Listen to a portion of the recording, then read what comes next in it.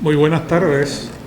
Esta sesión la iba a moderar el doctor Eduardo Rodríguez, pero yo le sustituyo en este momento. Esta sesión tiene como título La historia de estructuras y servicios de salud, y contamos con la presentación de dos trabajos.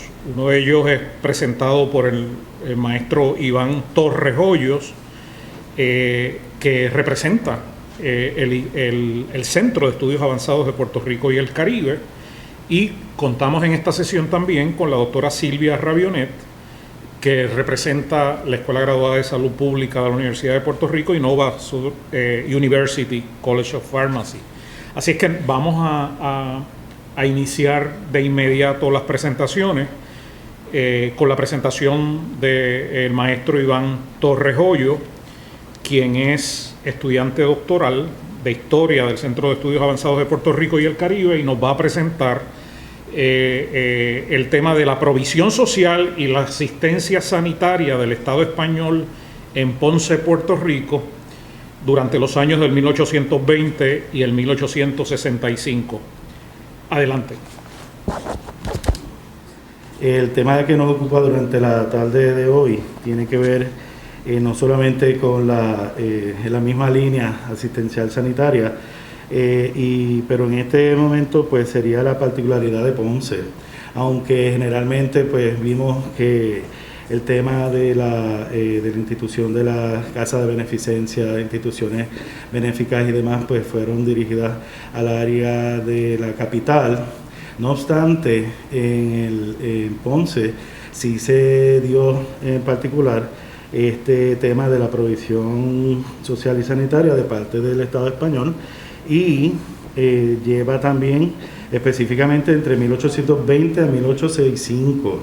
En esa primera mitad, examinando trabajos, tesis, otras investigaciones, había explorado que la mayoría de estos trabajos se dirigen en la segunda mitad del siglo XIX en adelante, y más en la última parte decimonónica y entre el cambio de soberanía y demás. Y no obstante, también de lo que me motivó a esta investigación fueron siguiendo la línea, ¿no? Fueron los informes que hicieron las autoridades estadounidenses sobre el estado sanitario en Puerto Rico.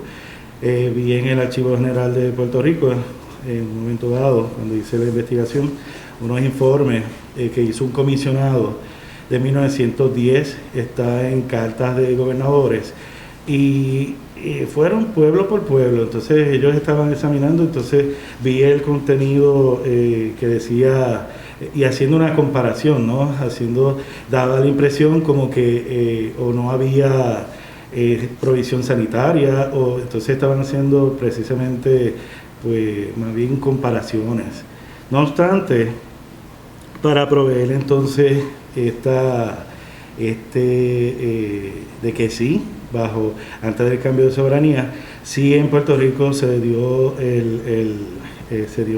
la asistencia sanitaria de forma distinta, claro está, pero investigué Ponce en 1820. ¿Por qué?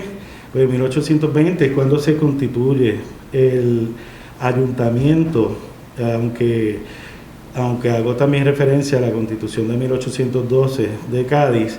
No obstante, hasta 1820 es que se constituye y se separa Ponce de Coamo. Es decir, en el ámbito civil había que llegar hasta Coamo para dilucidar todos los asuntos que tuvieran relacionados a Ponce. En el ámbito eclesiástico, el centro matriz era San Germán. Es decir, que vemos a un pueblo que está dependiendo administrativamente del ámbito civil de Coamo, y en el eclesiástico de San Germán. Luego se establece en el 1820 y se separa de Coamo.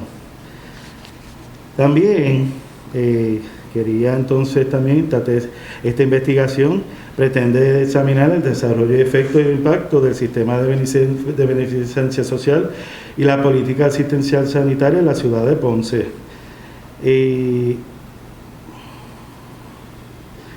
Desde los años 1820 hasta el cambio de soberanía estuvo regulada y estructurada por el Estado, manteniendo un nivel de funcionamiento similar al que había en España en el periodo que nos ocupa. No obstante, también existen estudios históricos de Puerto Rico que muestran que el papel de la que demuestran el papel que la metrópoli jugó en el área de la beneficencia, y se ha tenido la percepción de que solo la Iglesia respondía a esta necesidad social, visión que podía implicar que el Estado delegaba en la Iglesia Católica la función del ejercicio de la beneficencia en nuestra isla. En realidad, esta política social, la Iglesia sí jugó un rol relevante.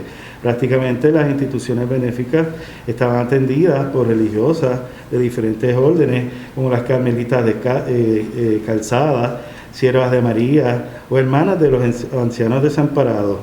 Las autoridades de la isla consideraban que las órdenes religiosas, con su espíritu de caridad y con vocación de servicio, eran las que mejor podían ofrecer estos servicios a la población, especialmente a los pobres.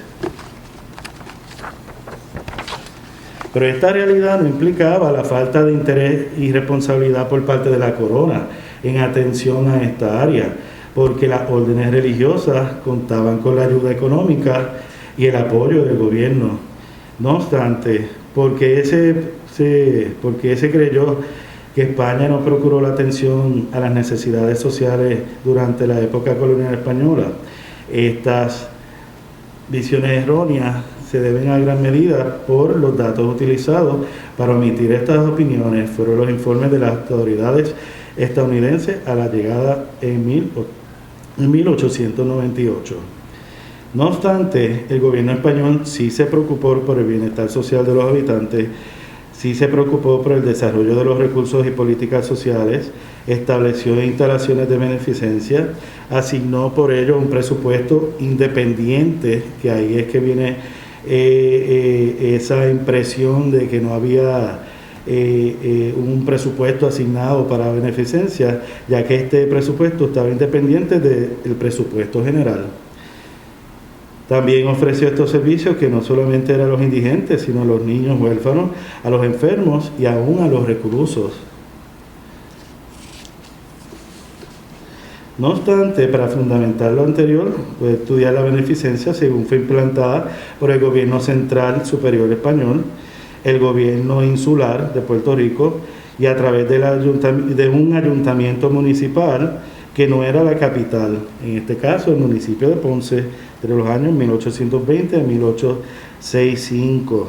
Demostraremos que estas percepciones estaban erróneas. Aún así, desde el punto de vista etimológico, podríamos ver que beneficencia significa la acción o efecto de hacer el bien. También es una palabra utilizada que utilizaba el gobierno español para describir lo que hoy se entiende por asistencia social, y otros ejemplos por el estilo. También se define como pertinente o relativo a la ayuda gratuita que se presta a los necesitados. Ambas definiciones ponen de relieve que la beneficencia es una consecuencia de la caridad. Siendo así, podría pensarse que el Estado no estaba facultado para intervenir en el campo, dado que hasta el siglo XIX era considerada un área privada de la Iglesia, aunque no era en su exclusiva. Dado que la beneficencia es una virtud de hacer el bien, se sobreentendía que la misma se dirigía a otras personas y que en perspectiva tiene que ver con el ser humano de hacer el bien a los semejantes conforme a sus recursos. Bueno, es que hay unos marcos conceptuales jurídicos, otros marcos conceptuales dentro del enfoque de sociológico y demás, así que estoy destacando lo más importante. Aunque pueda sorprender, es evidente que en el tiempo actual se ha vuelto nuevamente a omitir el propio término en obras tales como la Enciclopedia Internacional de Ciencias Sociales, donde encontramos que la beneficencia está bajo los términos de filantropía y estado de bienestar. Existe una manera también de ver la beneficencia como que algo que depende de las buenas obras, entiéndese la buena voluntad de los individuos o colectivos cultural, por lo que deberíamos entender que debe como un deber de todas las sociedades, ligado en su función y de igual forma la justicia social. Es necesario también tener en cuenta que en el siglo XIX el enfoque por el cual beneficencia pasa a ser un acto privado a uno de interés de responsabilidad del Estado. Ya no es la limosna o caridad, sino un deber moral de la sociedad y una acción colectiva del Estado. La beneficencia implica justicia social y depende también de la buena voluntad de los individuos que laboran en él o con el Estado como principales responsables de ejercerla. Así que intentamos identificar y analizar la estructura diseñada para la creación, desarrollo y los efectos posteriores que tuvo la institución de beneficencia en Puerto Rico a través de sus ayuntamientos, por ejemplo como el de San Juan, pero específicamente el de Ponce. Se examina la iniciativa de Ponce como la coordinación de las autoridades municipales y la Junta Municipal de Sanidad entre 1820 a 1865. Cabe destacar que en mi investigación, pues el Archivo Municipal de Ponce pues está muy bien estructurado, también está muy bien catalogado, por lo menos en el área de beneficencia. Y sí encontré en entre 1820, el mismo ayuntamiento pues que va a oficializar la creación de una junta que se dedicara específicamente al tema de la salud, la Junta de Sanidad. De hecho, de esa forma era que así estaba establecido en la misma Constitución de 1812, o sea, no era algo que no estuviera contemplado ya inicialmente desde 1812. No obstante, lo que queremos decir es que eventualmente, aunque la Constitución pasó por varios periodos hasta el trienio constitucional de 1823, no obstante, pues pude examinar la información a fondo y sí reveló que desde el ayuntamiento sí se tomó en cuenta el hecho del Estado, no solamente seguir las disposiciones oficiales, sino que el mismo ayuntamiento pues siguió precisamente en este proceso de brindar apoyo en este tema a los necesitados. Describimos en esta investigación su desarrollo dentro de un marco de cambios sociales, económicos, administrativos, demográficos, ideológicos y políticos hasta cierto punto turbulentos ocurridos durante los años 1820 a 1865, tanto en España como en Puerto Rico. ¿Okay? Bueno, me parece pues que si hay alguna duda o pregunta, pues estamos inclusive pues abiertos a sugerencias. Quería destacar que como estudiante del Centro de Estudios Avanzados, destacar la importancia de los seminarios que la institución ofrece, porque lo que estamos investigando a veces pensamos que tenemos la información última y a través de estos seminarios pues vamos construyendo. Y posiblemente pues habrán algunas fuentes que todavía no han sido consultadas, pero de eso se trata, eventualmente hacer posibles sugerencias para otras futuras investigaciones y no abarcarlo todo, sino que también dar la oportunidad a que si no fueron contempladas en un momento dado, pues se contemplen eventualmente en otros trabajos. Quería destacar entre estos unas conferencias que hizo el profesor y doctor tenemos aquí uno de tantos profesores que han hecho exposiciones, pues que sus seminarios pues han servido para hacer de forma inclusiva y de forma reciente pues, en estos trabajos de investigación. Así que eso era lo que quería señalar y darle esa importancia al Centro de Estudios Avanzados, y es esa continuidad para continuar en este proceso de enseñanza, en este caso aprendizaje de mi parte. Muchas gracias.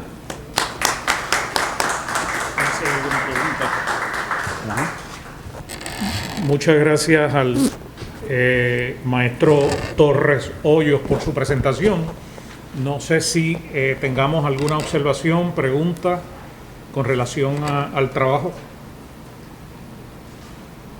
pues decirle a la audiencia que él se encuentra con nosotros y que pueden acercarse a él para observaciones y preguntas adicionales de surgir.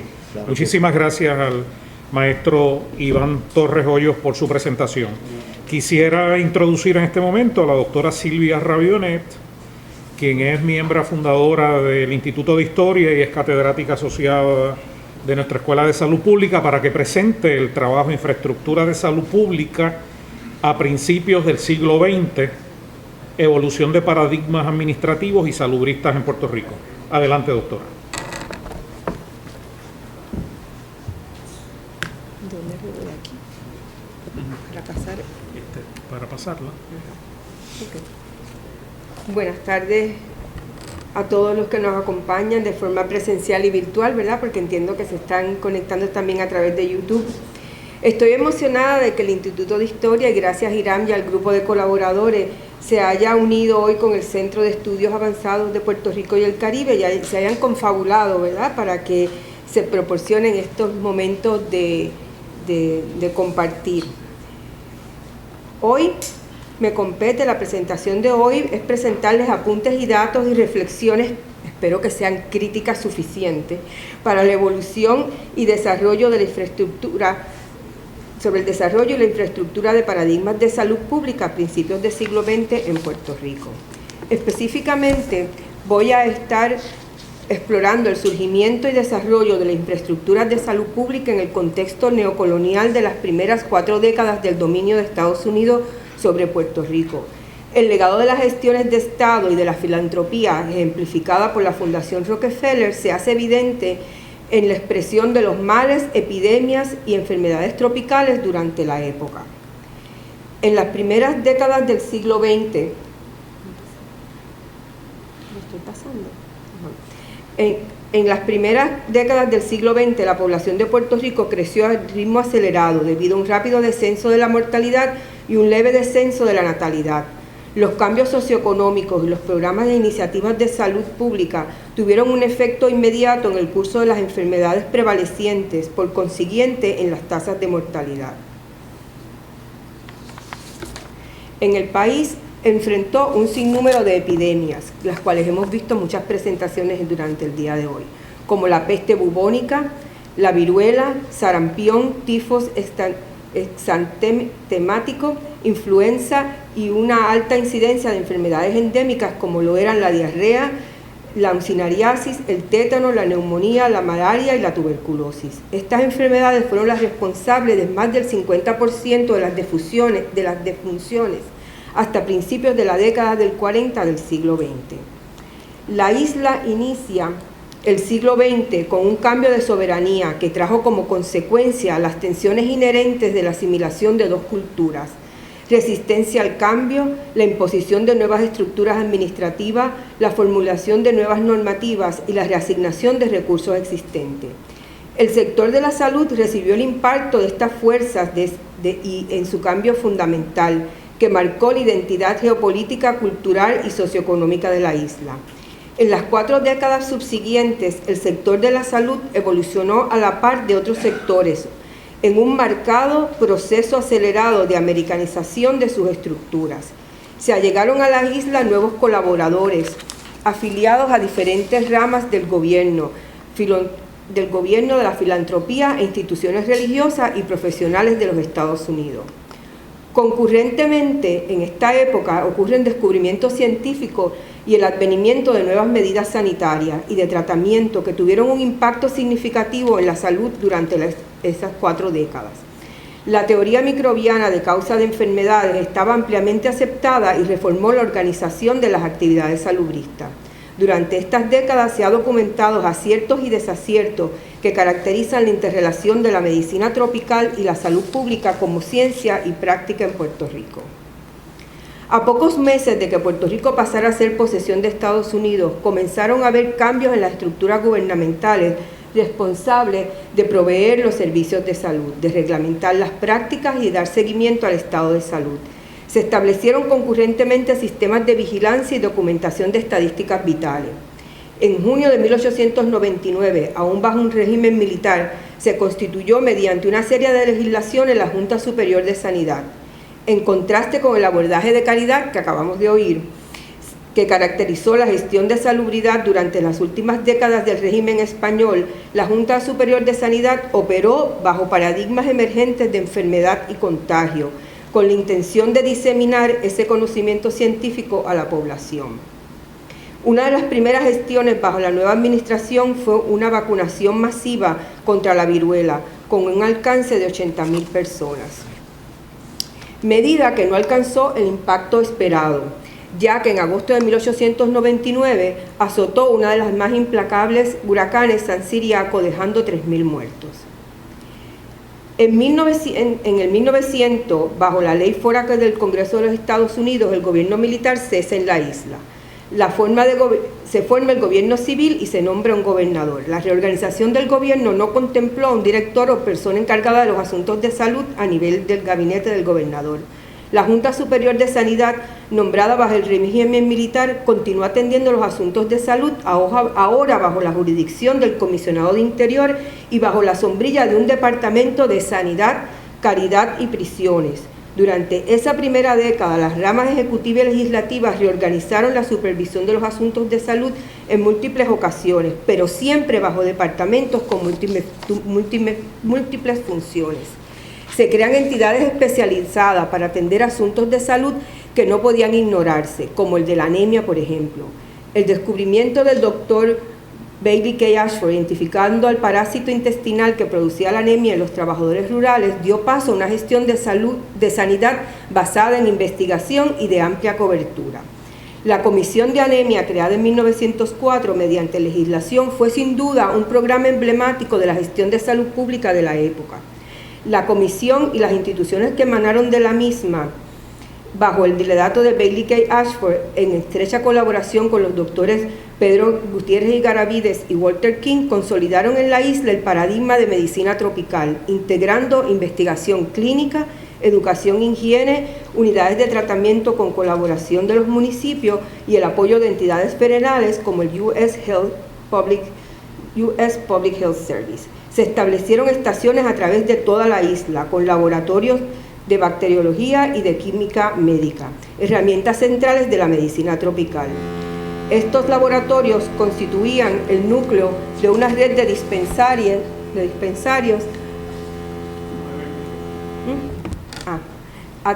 atendidos por enfermeras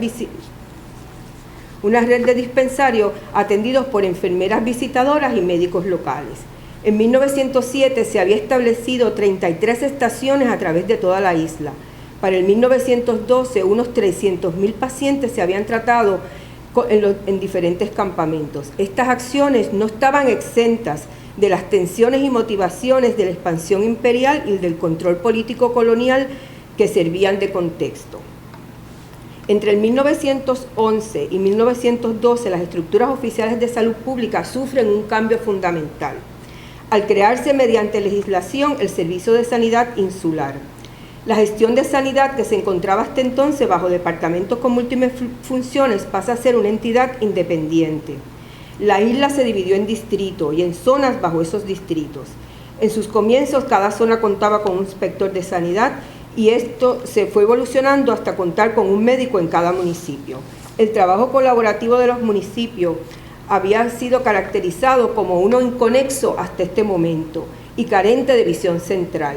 Sin embargo, varios negociados entraron en la estructura. Con poder centralizado fueron incluidos en esta nueva organización.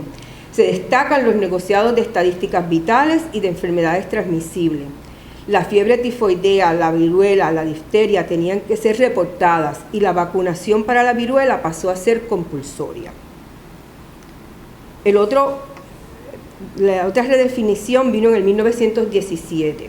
Trae como resultado la creación del Departamento de Salud como lo conocemos hoy, o por lo menos parecido a lo que conocemos hoy. Por primera vez, la persona de la función ministerial y ejecutiva de atender los asuntos de salud era parte del gabinete del gobernador. Interesantemente, el nuevo departamento vuelve a unificar las funciones de salud y caridad bajo el mismo departamento, y su principal lucha fue combatir la tuberculosis, la malaria y la uncinariasis. El departamento estaba ahora a cargo de todas las instalaciones de salud de la isla excepto la cuarentena marítima.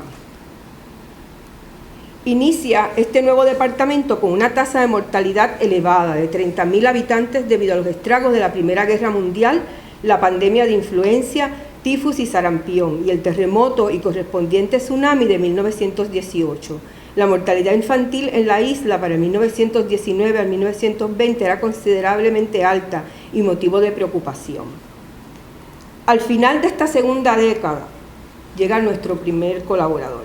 En 1919, el entonces comisionado de salud invita al International Health Board de la Fundación Rockefeller a retomar el tema de la leucinariasis, ya que a pesar de los esfuerzos de las campañas en décadas anteriores, continuaba siendo una condición de alta prevalencia, con más del 90% de la población rural y más del 50% de la población urbana infectada con leucinariasis. Esto fue el comienzo de una colaboración institucional estrecha y fundamental que no solo tuvo impacto en la anemia, sino también en el control eventual y la erradicación de la malaria y en la reorganización de los servicios de salud en la isla. Los delegados de la fundación que se trasladaron a la isla proponen medidas de sanidad ambiental y la incorporación de letrina en los hogares, especialmente en las zonas rurales. Identifican como primer paso de gestión el llevar a cabo encuestas epidemiológicas en las cuales se identifica la prevalencia y distribución geográfica de la infección, pero incluían además información sobre condiciones sanitarias y la capacidad de las instituciones de salud pública y otros sectores para responder de forma sistemática a las enfermedades. En Puerto Rico fue dirigido el primer estudio por John B. Grant y que incluyó una encuesta sobre la malaria. Estos estudios se llevaban a cabo con el aval y respondiendo a las peticiones oficiales de los países. Comienza la década del 20 con dos aciertos importantes. Se establece mediante legislación el Sanatorio Insular de Tuberculosis. En el 1923, bajo el liderato del doctor Pedro Ortiz, se añade a la estructura administrativa una serie de negociados y acciones que ilustran la complejidad de los servicios de salud, las prioridades del paradigma de acción salubrista, de especialización y de diversificación de los servicios. Los negociados de leucinariasis, prevención de la tuberculosis, enfermedades venéreas, prevención de la plaga y el control de la malaria, ilustran un abordaje de tratar enfermedades específicas. Este modelo tiene la ventaja de que cada enfermedad es atendida teniendo en cuenta su complejidad epidemiológica, singularidad médica e impacto social. En contraste, tiene la desventaja de duplicidad de servicio y la competencia por los recursos locales asignados para la gestión de salud, debilitando la posibilidad de una gestión salubrista coordinada y la posibilidad de atacar causas comunes. Paralelo a la creación de los negociados, se identifican los trabajos de remodelación y creación de instituciones hospitalarias como el Sanatorio Insular Antituberculosis, el Leprosorio y 4 hospitales de distrito. En esta etapa de expansión se le añade al departamento la responsabilidad de administrar múltiples instituciones que atienden poblaciones especiales y marginadas, como el asilo de ciegos, el asilo de locos o manicomio y las escuelas de calidad para niños y niñas. Pedro Ortiz, y aquí el informe oficial para Lili, quien fungió como comisionado de salud en el 1923 al 31, describe al Departamento de Salud como una organización compleja, progresista y con cohesión central, con funciones de vigilancia y control de enfermedades, con capacidad de laboratorios especializados, ingeniería sanitaria y respuesta social y preventiva para atender los asuntos de salud presentes y olvidados. Esta gestión de salud pública llegaba a los pueblos mediante una red de oficinas de sanidad establecida en los diferentes municipios que fueron evolucionando hasta convertirse en unidades de salud pública. Esta organización fue implantada siguiendo como modelo las estructuras y sistemas de salud de los condados y localidades de Estados Unidos. La Fundación Rockefeller colaboró con esta gestión y oficiales del Departamento de Salud de la isla visitaron entidades de los Estados Unidos en la búsqueda de modelos. La primera unidad de salud pública se instaló en el pueblo de Río Piedras en el 1926 y contaba con un médico a tiempo completo, 2 enfermeras visitantes y una serie de inspectores visitantes. Sus actividades se encontraban en las clínicas de tuberculosis, clínicas materno-infantiles. Ese mismo año abre sus puertas la Escuela de Medicina Tropical de la Universidad de Puerto Rico. La escuela desarrolla una relación sinérgica con las primeras unidades de salud pública, intercambiando apoyo técnico, escenarios de práctica, laboratorio, muestras para las investigaciones de las enfermedades prevalecientes y para el adiestramiento de medicina tropical y higiene. Le siguieron a las unidades de Río Piedra, unidades de salud pública en Yabucoa, Adjuntas y Calley. Y para el 1928 el concepto contaba con gran aceptación municipal, haciéndose evidente su pertinencia y valor, especialmente luego del paso del huracán San Felipe. Al comenzar la década del 30, el concepto de unidades de salud pública era la espina dorsal del sistema de salud de la isla. El financiamiento propuesto para esta gestión venía de la Fundación Rockefeller. Yo siempre he dicho, hay que seguir el dinero, ¿no? Y entonces sabemos las intenciones. El 25% lo daba el municipio, el 50% la Fundación Rockefeller y el otro 25% el Departamento de Salud. Se espera que al pasar de los años la aportación de la fundación fuera absorbida por los municipios, pero esto realmente no pasó. Debe destacarse que la labor de promoción de salud, y ya me sacaron el papelito, de la prevención de enfermedades de la década del 20, llegan a las localidades a través de un sistema de educación. Las escuelas públicas eran sedes de programas de exámenes físicos, vacunación, clínicas especializadas y educación en salud.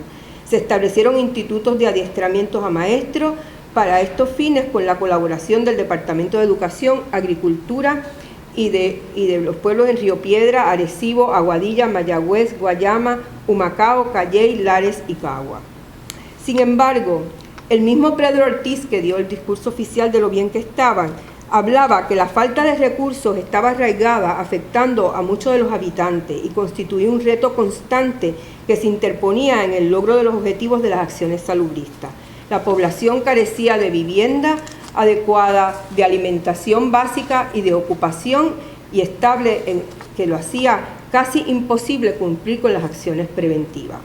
La década del 30 comienza con el nombramiento de Antonio Fernós y es la década donde llegan los fondos para la construcción de hospitales. En esta década se critica la acción salubrista de toda la red de esta red de dispensarios y que había muy poca inversión en la cuestión curativa. Y ahí es que viene el informe Mountain y por consiguiente se montan los hospitales y una red similar de dispensarios, pero entonces dispensarios con enfoque curativo. De este análisis, ¿verdad? Para concluir, puedo concluir a manera de reflexión que los municipios y las localidades fueron centrales para muchas de las medidas que surgieron en la salud pública y para la prestación de servicios de salud de amplia cobertura. Los sistemas deben tener la capacidad de responder e integrar avances de la ciencia, como vimos, a la vez tener la capacidad de hacer ciencia, como vimos con la Comisión de Anemia. Es importante señalar que durante todos estos 40 años, dos ideas coexistieron en las acciones de salubristas. Una, o erradicar enfermedades, o la otra, el fortalecimiento de estrategias sanitarias y el sistema de salud. En ocasiones, la dualidad de propósito trajo controversias y tensiones. Es trascendental que las acciones de Estado y la selección de paradigmas de respuesta administrativa no ignoren la lucha local por la pobreza y atender los grupos marginados. Y por último, en Puerto Rico no cabe duda que la aportación filantrópica, en este ejemplo de la Fundación Rockefeller, pero podríamos coger otros ejemplos de aportación filantrópica y la inversión de recursos por parte de Estados Unidos dejaron un legado significativo a través del apoyo a la investigación y de fortalecer las estructuras. Sin embargo, contrapone a esta contribución el que hay que mirar críticamente las intenciones de inversión y propósito de esas gestiones. Muchas gracias.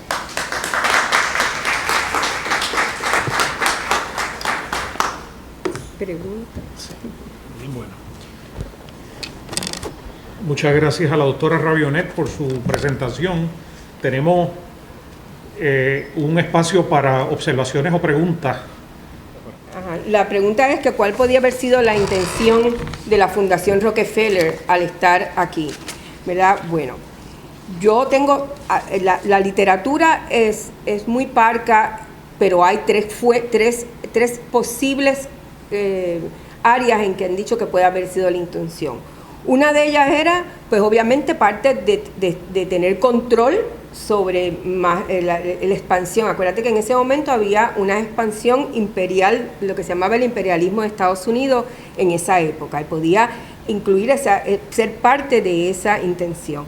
La otra era porque la Fundación Rockefeller, como habíamos ya visto aquí, lo que necesitamos es personas que estén sanas para trabajar, ¿verdad? Y había unos proyectos de utilizar las islas y este imperio para la agricultura y para la industrialización, o sea que hay toda esa, ¿verdad? Y otro es que está toda la expansión de la cultura, no solamente de la parte económica, sino la expansión de la cultura y los valores de occidentales, ¿verdad? Era parte de la expansión cultural también. Esas tres teorías han sido planteadas, yo no creo que hayan sido estudiadas a profundidad que se requiere, y mucho menos a profundidad con el caso y los datos de Puerto Rico. Y como bien dijeron los que estaban esta mañana con las historias críticas, levantando, que no sean en fondos institucionales, sino levantando los fondos de información donde estén las voces de las personas que participaron de estos proyectos. Pero esas son las tres principales que se han planteado, y todas pueden tener veracidad, y se han planteado mucho con el ejemplo de Brasil, y se han estudiado mucho con el ejemplo de China, pero yo no la vi, porque esta comisión internacional no fue solamente aquí a Puerto Rico, fue realmente internacional. ¿Okay? Así que yo creo que, pero estudiadas a profundidad en Puerto Rico no está estudiada. Ahora, de que eso se contrapone a que la inversión de dinero, por ejemplo, especialmente ahora yo estoy trabajando en un estudio de malaria, especialmente el impacto en los estudios en la erradicación de la malaria fue sustantivo, el impacto de la inversión de la Fundación Rockefeller. Muchas gracias. Sí, hay otra pregunta. La que yo no quería, dígame. Dime. Yo creo que el modelo, cómo se da, que por qué se piensa, él ve que en la presentación yo hablo de 1911 y 1917 como momentos en que se piensa la distribución de la gestión de salud de forma geográfica. Yo creo que venía del modelo estadounidense y que fue consolidado luego cuando van a ver los modelos del el county health, ¿verdad? Acuérdate que en ese modelo de condado de salud viene de ahí. Venía también de que en los municipios, desde la época española, los municipios eran centrales para la prestación de servicios de salud, o sea que había una infraestructura municipal ya montada, que también se fortalece por los trabajos de Ashford, que lo hace en colaboración con las entidades municipales. El alcalde o sea, municipalmente se distribuía salud. ¿Verdad? Y las campañas salubristas estaban intercaladas en esa mapa, o sea que no es que empezamos ahí, pero yo creo que se fortalecen con el modelo estadounidense de County Health. No sé si... Bien. Muchísimas gracias.